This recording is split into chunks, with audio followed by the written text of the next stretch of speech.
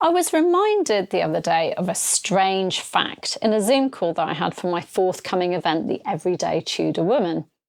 A rather unusual New Year's gift given to Elizabeth I was mentioned, and that conversation has inspired this video today.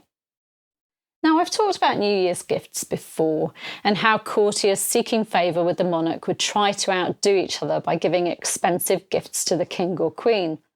Popular gifts included plate, i.e. gilt items, but also money and pieces of clothing.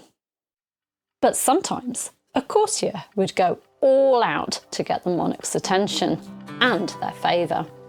And that's what Sir Humphrey Radcliffe did in 1561. Sir Humphrey Radcliffe of Elstow, Bedfordshire, had been born in around 1508-1509 and was the son of Robert Radcliffe, 1st Earl of Sussex. He'd married Isabel Harvey and the couple had 6 children. He'd been knighted at the marriage of King Henry VIII and his 3rd wife Jane Seymour in 1536 and had served as a Member of Parliament in the 1550s. In 1554, he'd been sent by Queen Mary I to arrest her half-sister Elizabeth following Wyatt's rebellion. Radcliffe obviously was not happy doing this, as he's recorded as weeping as he escorted Elizabeth to the Tower. 6 years later, Elizabeth had been queen for 2 years, and Radcliffe was keen to prove his loyalty and gain favour. And he did it in rather an unusual way. In her book, Queen Elizabeth's Maids of Honour and Ladies of the Privy Chamber, Violet A. Wilson writes of how, on New Year's Day 1561, Radcliffe brought forward his daughter Mary and laughingly presented her as a New Year's gift. She goes on to say, Elizabeth, being in high good humour, replied graciously that she would take Mary to be one of her maids of honour, due to the fact that she was down on numbers due to the death of Lady Jane Seymour, the imprisonment of Lady Catherine Grey, and the marriage of Lettice Knowles.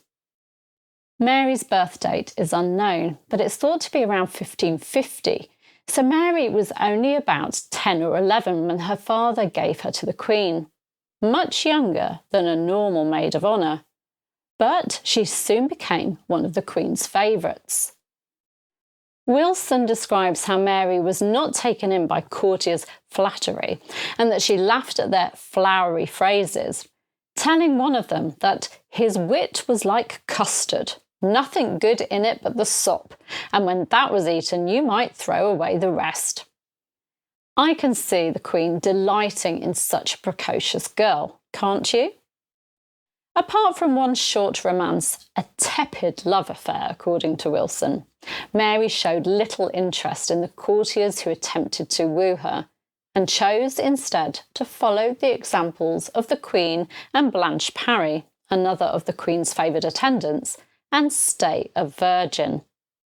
If her father had introduced Mary to the Queen in the hope that Elizabeth would see fit to arrange a good marriage for his daughter, then he was to be sadly disappointed. But perhaps he just wanted to ease his financial situation, what with having a large family, and he was definitely successful in that.